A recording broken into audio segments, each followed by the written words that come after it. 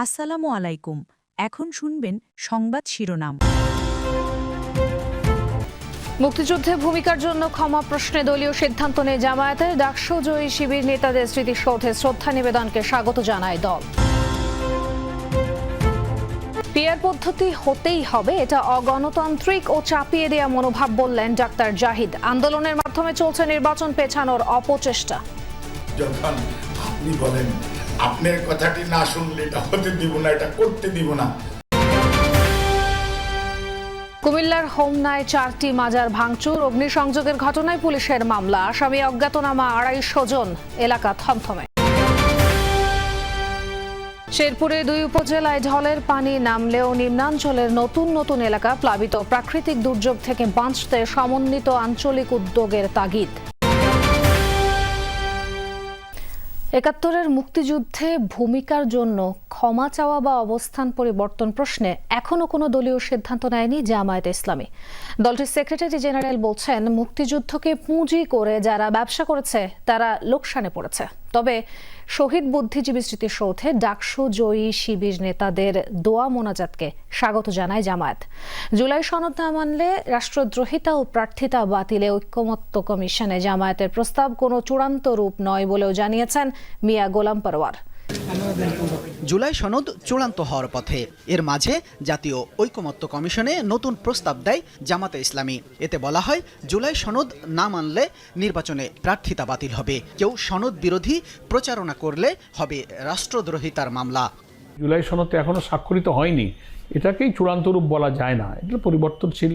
আলাপ আলোচনা করে যদি দেখি যে না এটার মধ্যে প্রবলেম আছে, অন্য অন্য দলও দেখবে না আমাদেরটা একটু চেঞ্জ করতে পারি, আমরা চেঞ্জ করতে পারি, এটা পরিবর্তনযোগ্য। এভাবে কাউকে বাধ্য করার প্রস্তাব কতটা গণতান্ত্রিক, এমন প্রশ্নে অবস্থান স্পষ্ট করেন জামাতের সেক্রেটারি জেনারেল অধ্যাপক গোলাম পরওয়ার। বলেন, জুলাই আন্দোলন ও সনদ ফ্যাসিবাদ বিরোধী ইতিহাসের দলিল, এর সুরক্ষা প্রয়োজন। জুলাই চার্টারই তো একটা বিরাট ব্যাপার। একটা কর্তৃত্ববাদী শাসনের অবসান যে আন্দোলনে ঘটেছে, হাজার হাজার ছেলেমেয়েরা যেখানে জীবন দিল, এটা একটা আমাদের দেশের ইতিহাসের অংশ। জুলাই আন্দোলন, জুলাই সনদটা তো ফ্যাসিবাদ বিরোধী একটা ঐতিহাসিক দলিল। তো এটাকে অস্বীকার করার অর্থ হচ্ছে তারা ফ্যাসিবাদের সাথেই থাকতে চান। ডাকসুতে নিরঙ্কুশ জয়ের পর শিবির নেতারা প্রথমবারের মতো শহীদ বুদ্ধিজীবী স্মৃতিসৌধে দোয়া মোনাজাত করেছেন। বিষয়টিকে অনেকেই জামাত শিবিরের মুক্তিযুদ্ধ বিরোধী অবস্থানের পরিবর্তন হিসেবে দেখছেন। তবে জামাত সেক্রেটারি জেনারেল বলছেন, মুক্তিযুদ্ধে ভূমিকার কারণে ক্ষমা চাওয়া বা অবস্থান পরিবর্তনের কোনো সিদ্ধান্ত এখনো হয়নি। নির্বাচন যতই ঘনিয়ে আসছে, পিআর নিয়ে অনেকেই আন্দোলনের কর্মসূচি শুরু করছে। গণতন্ত্র শক্তিশালী করতে হলে পিআর কার্যকরী পদক্ষেপ হবে না।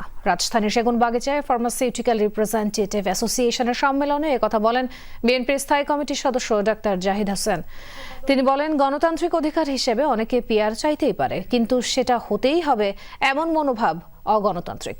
চাপিয়ে দেয়া মনোভাব কখনো গণতান্ত্রিক হতে পারে না। ডাক্তার জাহিদ হাসান আরো বলেন, জনগণ না চাইলেও জনগণের নামে পিআর চেয়ে স্বৈরাচারকে আসার পথ সুগম করা হচ্ছে, নির্বাচন পেছানোর অপচেষ্টা চালানো হচ্ছে।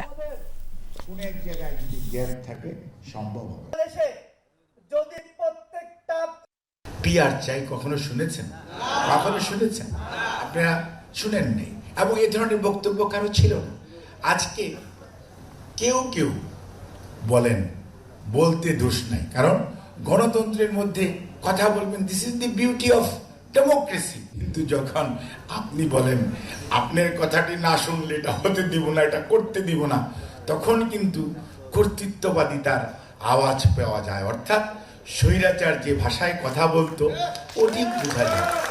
রাজনৈতিক ও আমলাতান্ত্রিক অঙ্গনে বৈষম্য বিরোধী আন্দোলনের চেতনার কোনো প্রতিফলন ঘটেনি বলে মন্তব্য করেছেন টিআইবির নির্বাহী পরিচালক ডক্টর ইফতেখারুজ্জামান।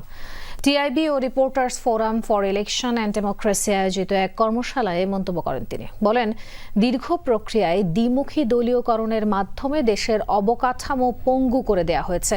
সেটি 1-1.5 বছরে ঢেলে সাজানো সম্ভব নয়। তবে সংস্কারের জন্য অন্তর্বর্তী সরকার বেশ কিছু কমিশন গঠন করেছে। তবে তাদের প্রস্তাবনা ও সুপারিশের কোনো অগ্রগতি হয়নি। রাজনৈতিক দলগুলো গণমাধ্যমে যাই বলুক না কেন, দিন শেষে তারা সুষ্ঠু নির্বাচন না চাইলে লেভেল প্লেয়িং ফিল্ড নিশ্চিত করা কঠিন হয়ে পড়বে বলেও মন্তব্য করেন তিনি। বলেন, নির্বাচনে যে কোনো উপায়ে জিতে আসার মনোভাব থাকলে সুষ্ঠু নির্বাচন সম্ভব নয়। ভোটারদের জন্য উপযুক্ত পরিবেশ সৃষ্টি করার ব্যাপারেও জোর দেন তিনি। রাজনৈতিক অঙ্গন এবং আমলাতান্ত্রিক অঙ্গন, এই দুইটা জায়গায় সত্যিকার অর্থে আমাদের বৈষম্যবিরোধী আন্দোলনের যে মূল চেতনা, তার থেকে বাস্তব শিক্ষা গ্রহণ করা হয়েছে এরকম দৃষ্টান্ত এখনো কিন্তু বিরল। যে কারণে আমাদেরকে এই অ্যাজাম্পশনটার উপরে ভিত্তি করেই এবং এটা চট করে ওরা শিক্ষাটা গ্রহণ করবেন এবং গ্রহণ করে তারা সুষ্ঠু নিরপেক্ষ নির্বাচনের জন্য সঠিক ভূমিকা পালন করতে পারবেন, সেই বিষয়টাকে মাথায় রেখে আমাদেরকে কাজ করতে হবে। কুমিল্লার হোমনায় 4টি মাজারে হামলা, ভাঙচুর, অগ্নিসংযোগের ঘটনায় মামলা হয়েছে। গতরাতে অজ্ঞাত প্রায় 250 জনের নামে মামলা করে পুলিশ। এলাকার পরিস্থিতি থমথমে। এর আগে বুধবার একটি ফেসবুক আইডি থেকে ধর্ম নিয়ে কটূক্তি করায় এলাকায় উত্তেজনা ছড়িয়ে পড়ে। পরে সেই আইডি থেকে ক্ষমা চেয়ে আরেকটি পোস্ট দেয়া হলেও অভিযুক্তের বিচারের দাবিতে তৌহিদি জনতার ব্যানারে থানা ঘেরাও করা হয়। মামলা দায়ের হলে মহসিন নামের এক যুবককে গ্রেফতার করে পুলিশ। পরবর্তীতে বৃহস্পতিবার মাইকে ঘোষণা দিয়ে অভিযুক্ত মহসিনের দাদা ফকির কফিল উদ্দিন শাহ মাজার সহ 4টি মাজার ভাঙচুর ও অগ্নিসংযোগ করা হয়। পরে ঘটনাস্থলে গিয়ে পরিস্থিতি নিয়ন্ত্রণে আনে সেনাবাহিনী। রয়েছি আসাদপুর ইউনিয়ন পরিষদের সামনে। আমরা কিছুক্ষণ আগেই এখানে যারা আইন শৃঙ্খলা বাহিনীর সদস্য রয়েছেন, বিশেষ করে যে হোমনা থানার ওসি রয়েছেন, তার সঙ্গে আমরা কথা বলেছি। তিনি আমাদেরকে যে বিষয়টি জানিয়েছেন যে আজকে প্রত্যেকটি জুম্মা মসজিদেই কিন্তু ইমাম খতিবদের মাধ্যমে যাতে এলাকার পরিবেশ শান্ত থাকে সেই বিষয়ে তারা বলিয়ে দিয়েছেন এবং তারাও কিন্তু এলাকার বিভিন্ন এলাকায় কিন্তু তারা টহল দিচ্ছেন। কিছুক্ষণ আগেও কিন্তু এখানে পুলিশ ছিলেন, এখন তারা টহলে আছেন। অর্থাৎ এলাকার পরিবেশ সকাল থেকেই আমরা ঘুরে যেটি দেখেছি এখন পর্যন্ত শান্ত পরিবেশেই রয়েছেন এবং তারা চেষ্টা করছেন যাতে কোনো ধরনের কোনো অপ্রীতিকর ঘটনা না ঘটে, সেই বিষয়টি আসলে লক্ষ্য রেখেই কিন্তু আইন শৃঙ্খলা বাহিনী মাঠে কাজ করছেন। তো সব মিলে এই ঘটনার যে মূল কেন্দ্রবিন্দু, আপনি কিছুক্ষণ আগেই বলেছিলেন যে আসলে একটি ফেসবুক স্ট্যাটাসকে কেন্দ্র করে সেই আসামিকে কিন্তু আসলে ঘটনার পরপরই কিন্তু গ্রেপ্তার করা হয়েছে। তো এখানে স্থানীয় মানুষের সঙ্গে আমরা কথা বলে যেটি জেনেছি, আসলে গতকাল যে হামলাটি হয়েছে এখানকে স্থানীয় ছাড়া কিন্তু আসলে বহিরাগত লোকজনই বেশি ছিল। বহিরাগতদের অনেকেই আসলে এলাকার মানুষ শনাক্ত করতে পারেননি বলে আমাদেরকে জানিয়েছেন এবং বলছেন তারা আসলে অতর্কিতভাবেই কিন্তু এই হামলাটি চালিয়েছে। কুমিল্লায় 8.5 মাসে ধর্ষণের ঘটনা ঘটেছে 100টি।